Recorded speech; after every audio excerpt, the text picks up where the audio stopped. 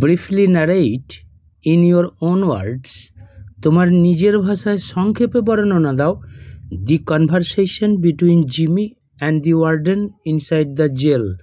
জেলের মধ্যে জিমি এবং কারারক্ষীর কথোপকথন।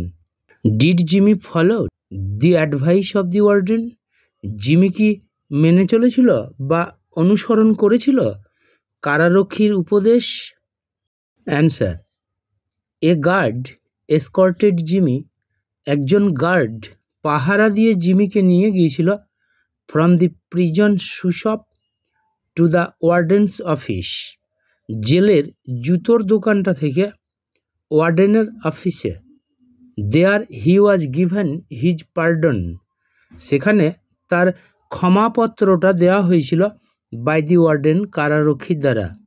হি দেন ইনফর্মড জিমি, তারপর সে জিমিকে জানিয়েছিল দ্যাট যে he would go out in the next morning, সে পরের দিন সকালেই বাইরে বেরিয়ে যাবে, মানে ছাড় পেয়ে যাবে।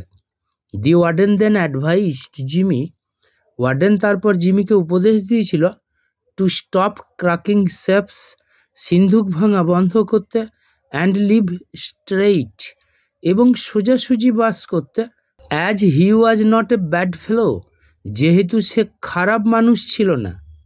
বাট জিমি সেইড, কিন্তু জিমি বলেছিল দ্যাট যে he never cracked a safe in his life, সে তার জীবনে একটি সিন্ধুকও ভাঙেনি।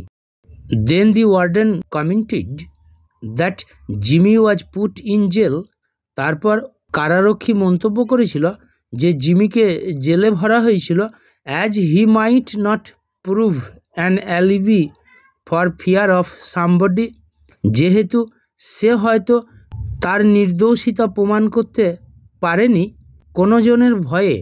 Or it was a case of a mean old jury, অথবা এটা ছিল একটা ঘটনা, একটা নিচু মানের বিচার, দ্যাট পানিশড হিম, যেটা তাকে শাস্তি দিয়েছিল। At 7:15 on the next morning, পরের দিন সকালে 7:15 আগে, Jimmy again came to warden, Jimmy আবার ওয়ার্ডেনের কাছে এসেছিল। Who gave him A cigar, যে তাকে একটা চুরুট দিয়েছিল। অ্যান্ড শুক হ্যান্ডস, এবং হ্যান্ডশেক করেছিল। Then Jimmy was released from jail, তারপর জিমিকে জেল থেকে মুক্তি দেওয়া হয়েছিল।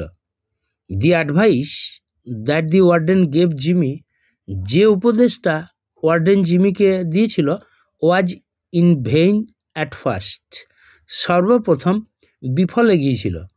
After coming out of the prison, jail থেকে বাইরে বেরিয়ে আসার পরে, Jimmy did not stop cracking safe, Jimmy সিন্ধুক ভাঙা বন্ধ করেনি।